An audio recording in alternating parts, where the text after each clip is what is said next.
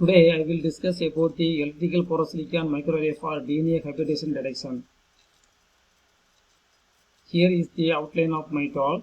I will first discuss the introduction of porosilicon and microarray, what is an array, principle of the microarray and the DNA microarray technology, motivation of the work along with some background information on porosilicon materials. I will then describe the basic sensing element, device integration, electrical characteristics on porosilicon detailed with the DNA molecules, and wrap up with some conclusions.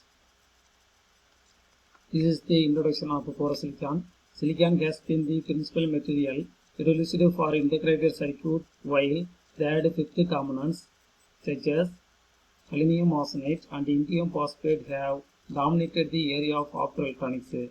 One of the primary reasons for this dichotomy of material system has been the fact that light emission from silicon is very inefficient, a consequence of its indirect band structures. The discovery of strong photoluminescence in the visible region at room temperature from porosilicon by Henham in 1990 opened the doors for silicon-based photonic devices. Nanostructured materials have invited numerous challenges for the research community. Porosilicon, like a quantum sponge having a web-like structure, is consisting of nanocrystallite and force. Thus, porosilicon exhibits properties like a enhanced surface to volume ratio, high surface reactivity, and luminescent properties at room temperature. Because of its versatile nature, porosilicon has a large number of applications in sensing, micromachining, biotechnology, optoelectronics, wafer technology, etc. Biosensing is a small section of the wide term sensing, which is the recognition of a bioelement, enzyme, antibody, tissue, dead or live cells, etc. Upon is the exposure to a sensitive material. The pores on the surface of porosilicons are acting as a binding sites for attracting phosphine bases. They get absorbed on the sponge structure of porosilicon. This forms the basis of sensing mechanism. This is an introduction of a microarray. A DNA microarray is composed of pieces of DNA ranging from 20 to 5000 pairs concentrated into a specific area on a solid support such as a glass or a silicon or a porosilicon. Each spot of DNA called a probe represents a single gene. Each support may contain a few million copies of identical probe molecules.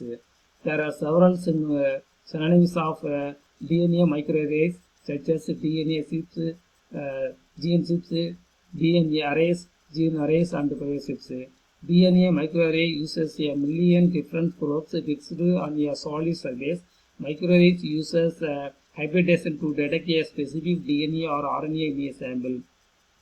A microarray is a pattern of ssNDNA probes which are immobilized on a surface called a chip or a side. A large-scale genome sequence effort and the ability to immobilize thousands of DNA fragments on coated glass slide or porosilicon membrane have led to the development of microarray technology.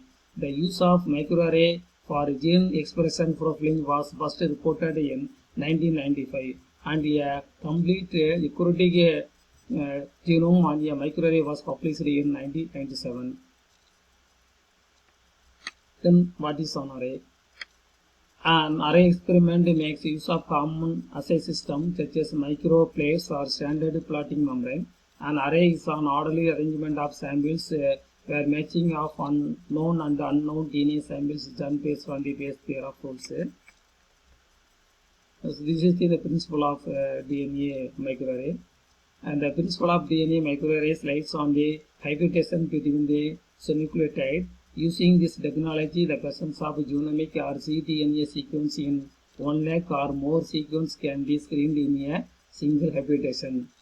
And the property of complementary nucleic acid sequence is to specifically pair with each other by forming a hydrogen bonds between complementary nucleotide pairs. This is the DNA microarray technology.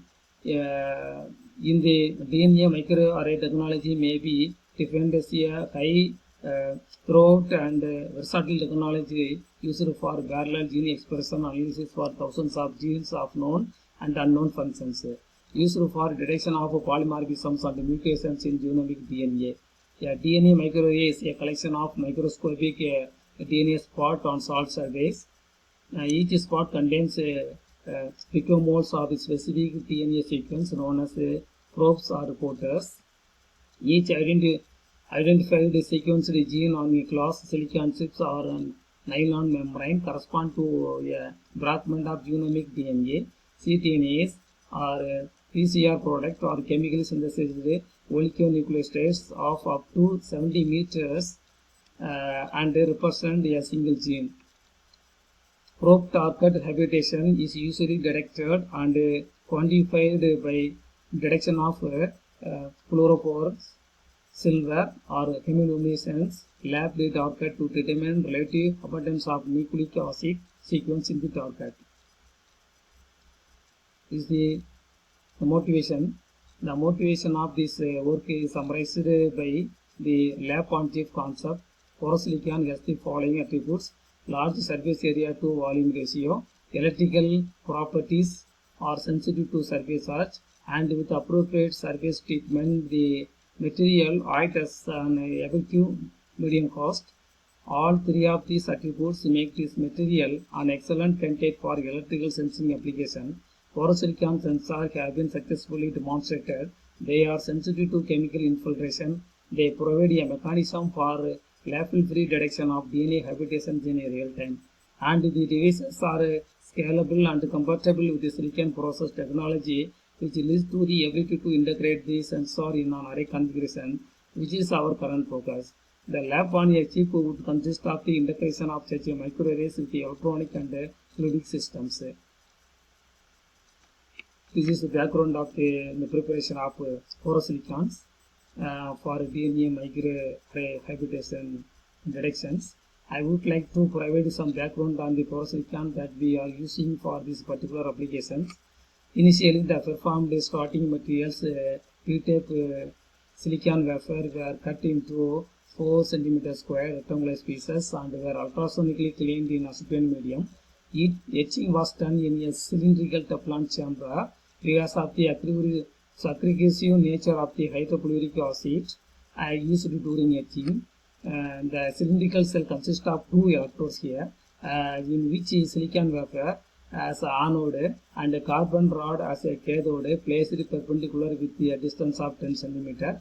The upper plate contains an open cavity in a center to hold the etchant and is fitted with an O-ring to prevent the etching solution from leaking. The lower plate is solid except for screw holes to fasten 2 plates together. The chamber holds approximately 6 milliliters of the etchant solution. Before the chamber is filled with the etchant, the silicon wafer was placed on top of a small strip of aluminum foil situated on the lower plate of the Teflon chamber. This serves as a contact to the copper anode for the electrochemical etching process. The upper plate is fastened to the lower plate and the chamber is filled with the mixture of the solution. An aluminum foil cathode suspended from an insulated arm above the chamber is submerged in the liquid etchant. Borosilicon is formed by electrochemical etching of this P-type silicon wafer in a solution that contains hydrochloric acid, and the material can take many forms depending upon the etching conditions. This borosilicon materials was formed using an organic electrolyte solution of dimethyl formamide and hydrochloric acid, and the resulting borosilicon structure has a smooth and straight 4 walls while maintaining a large internal surface area. The scanning electron microscope images shows a freestanding membrane of macroporous silicon that is approximately 100 microns thick.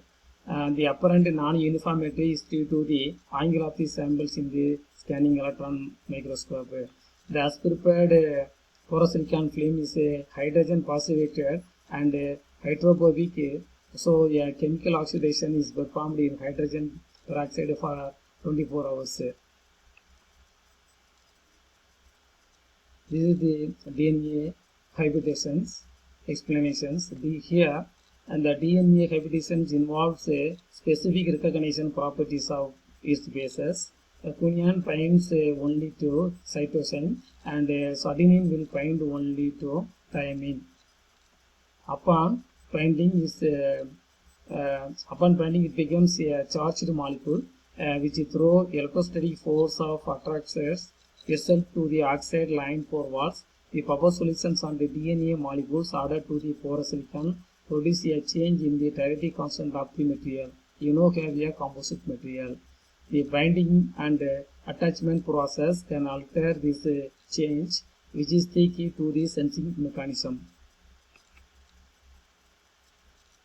This is our the prototype sensor made from a freestanding porous silicon film. Electrical conduct were made using silver paste. The capacitance and the conductance of the sensor were measured at 100 kHz using a lab fuse interface. The following graph shows the normalized capacitance of the sensor during testing. The experiment is performed as follows. Puffer solutions with one strand of the DNA molecules is placed in the porous silicon membrane. This result in the following increases in the capacitance. As the Puffer solution rises, the capacitance also decreases. Once the initial value of capacitance is recovered, a second solution with the complementary DNA is placed in the porous silicon membrane with the following response signal.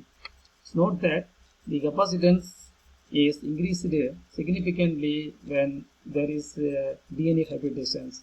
The sensor can be modeled as a resistor in parallel with a variable capacitor. The conductance remains relatively constant during the testing process. And then device integration challenges. There are some obvious issues when considering the integration of the device. First, if the device is fabricated in bulk silicon, unless the entire wafer thickness is transformed into the porous silicon, and there is an issue concerning the conductivity of the underlying bulk materials. Second, without some type of device isolation, that is either insulating or PN junction, there is a cross talk between networking devices. For an array configuration, sensor must be electrically isolated. We have addressed both of these issues using novel etching technique, which will be further described. Before microarray were designed, a larger integrated version of the device was fabricated. This figure shows a layout of an individual sensing element with the corresponding sensing region and isolation covering. The active sensing region is 3 × 3 mm. This sensor chip was repeated forming a microarray over a 4-inch silicon wafer. I will now describe the process flow and formation of the various device components. This is the process flow of the devices. Let's start out with the pre-type silicon substrate. The backside polished using chemical mechanical polarizations. The Pro 1000 Armstrong thermal silicon dioxide layer, followed by deposition of a 2000 Armstrong silicon nitride film. These are the making purpose. These films are then patterned using photolithography and etched using RA and wet etching, exposing upon fractured regions. The exposed silicon is then etched using potassium hydroxide with front side regions is protected. This process occurs preferentially along certain crystal planes, and thus the etch has a characteristic weak row. The resulting silicon membrane is approximately 100 microns thick. The front side flings are then patterned and etched to define the guard ring